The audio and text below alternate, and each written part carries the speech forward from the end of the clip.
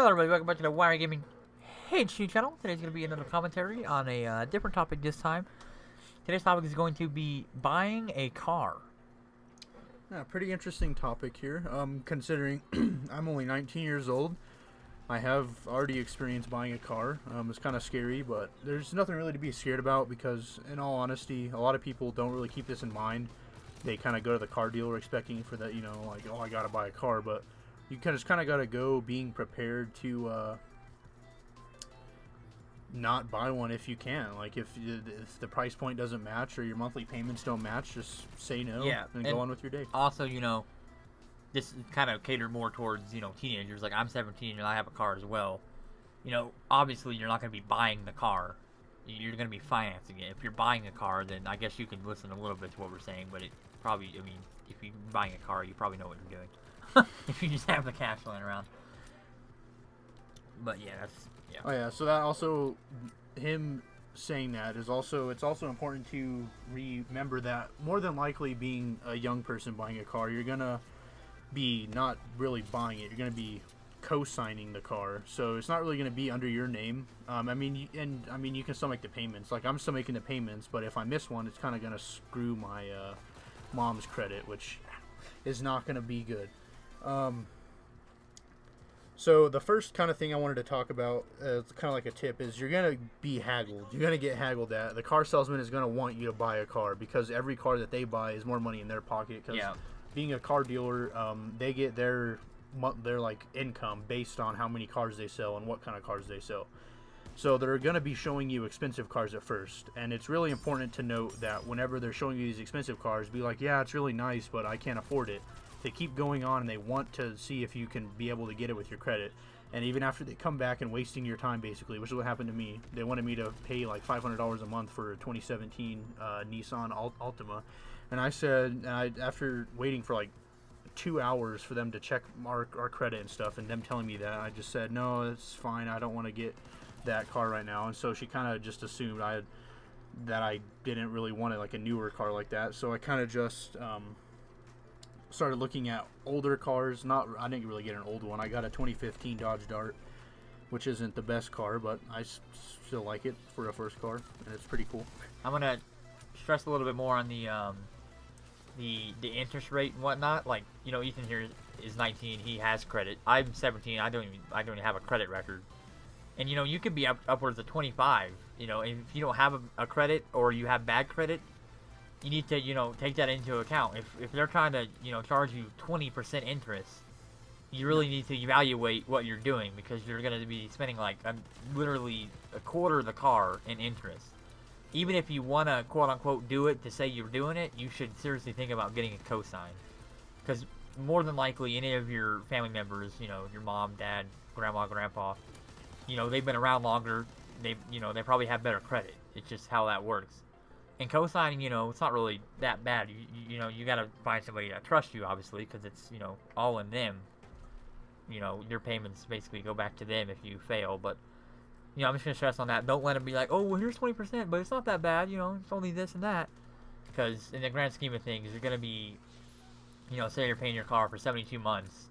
The first, 48 months with 20% interest, you're literally going to be paying interest.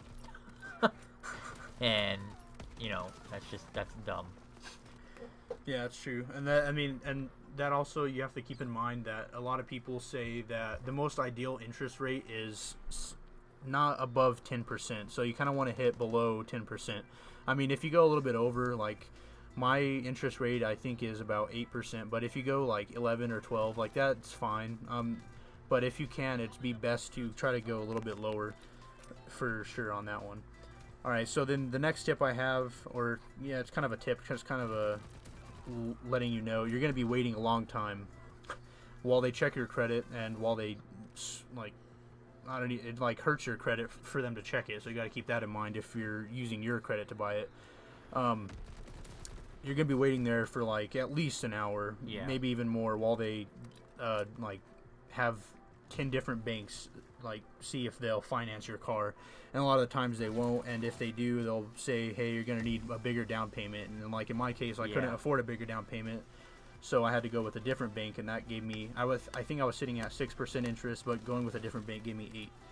But anyway, that brings me to my next point, that you're gonna get into a lot of cars, maybe even test drive them and like see them, and you're gonna say, wow, like I want this car, this is the car I want. You're gonna go back and say, hey, I want to see if I can finance this one.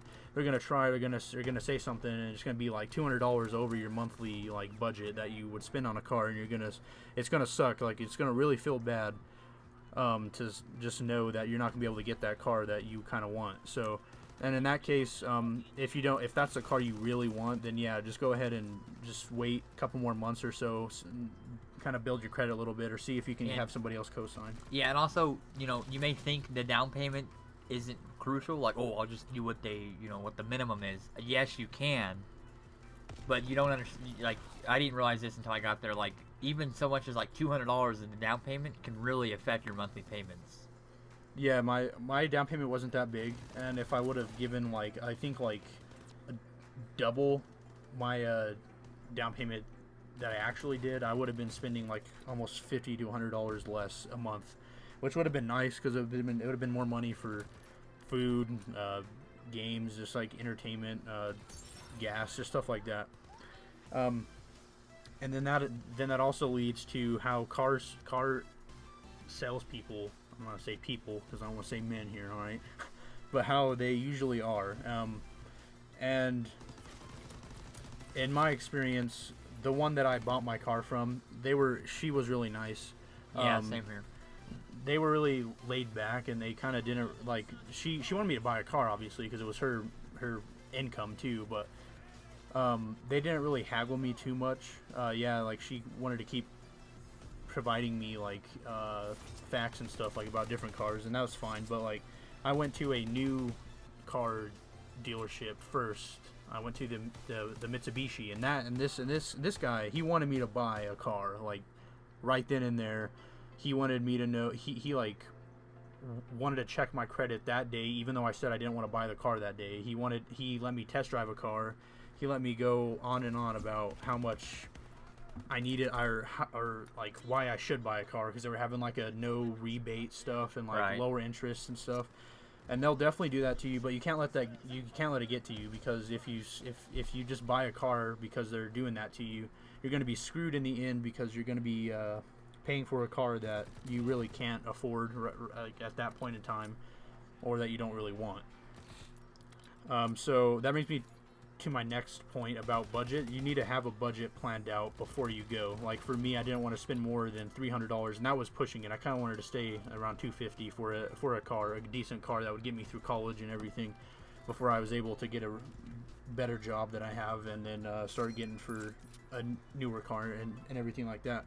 But I planned out my budget like that, and allotted time for how many hours I worked, because I waited until I had a job in my hands before I went and did this. But right, yeah. You don't want to go, setting yourself up for failure. You gotta obviously have the finances. And back to like the new car type deal, it depends on your budget and whatnot. But if, say you want to spend like under like, I don't know, 30 grand, and you're like really insistent on getting a new car, that's probably not going to happen. Plus, even if you had the money, in my personal opinion, you'd be better off letting 1, 2, 3 owners, use the car before you, especially if it's like a brand new car. Like if it's like a whole new model, like you don't want to be a beta tester of a brand new car.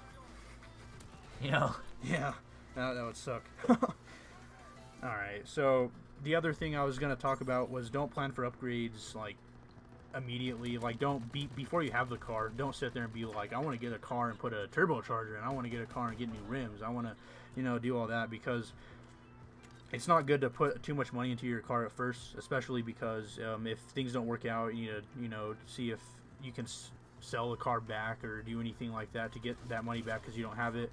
It's gonna suck wasting a couple $100 that you could have used in the future on that. Or if you miss your first car payment or second car payment, it's gonna suck knowing that you bought new rims instead of putting that money to the side for the actual car itself. So that was one thing that I would say to definitely do. And then the other thing I wanted to touch on was research. I'm not really too big in cars, so that's why Logan's going to be telling his story after mine. But research helped. I was wanting a car that was reliable, that had good gas mileage. That was known for being just an average daily user car. I don't know how to say it really like more an than that. economy, a college car. Yeah, but I also wanted it to be kind of cool. Not really like sports car or anything. I mean, a Dodge Dart's definitely not a sports car. He drives a Dodge Caravan. Dodge Caravan. Yeah, I drove a 2001 Dodge Caravan, bro. I got a fucking turbo on it, bro. So whenever I was first looking at buying a car, I mean, I was looking at looks too, because that's how most of young people are. I say whenever they're buying a car, most. I'm not saying all. I mean, I don't really care too much about them, but I definitely like them to look, decent. You don't want to look like you're a nobody. I mean, you just want to look like you're part of everybody. You don't want to look like you're gonna drive your kids to soccer after school when you have no kids. Yeah, exactly. But anyway,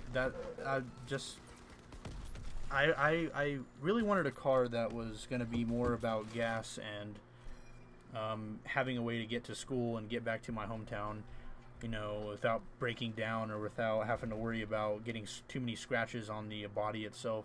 So I kind of went for more of a gas economy kind of car instead of overlooks. I mean, if you can find one that has both, like Logan's car, that's pretty good deal. You get pretty lucky with that kind of stuff. But for me, I had to go more about the gas than the looks, and that's just one thing to keep in mind. You kind of want to think about how much you're going to be spending on gas. If it has 20 miles to the gallon and you drive, a decent amount of miles every day, you might want to get a different car or look into doing something else, because that'll really put a hurt on your wallet if you're, putting in gas every week in your car. Yeah, like I'm somewhat of a car enthusiast. I'm not like a professional or anything, but I was looking at a good-looking car that has good gas mileage, kind of like Ethan, but kind of more of a sportier look, maybe a little more horsepower, for just a little bit more money. Also, one thing you got to realize, especially if you're young and you're like on your parents' insurance or whatnot, and especially if you have a record like a wreck or speed tickets or anything, you need to pay attention. If you're financing a car, a lot of people, well, you probably should know this, but you have to pay for full coverage from your insurance. You absolutely have to.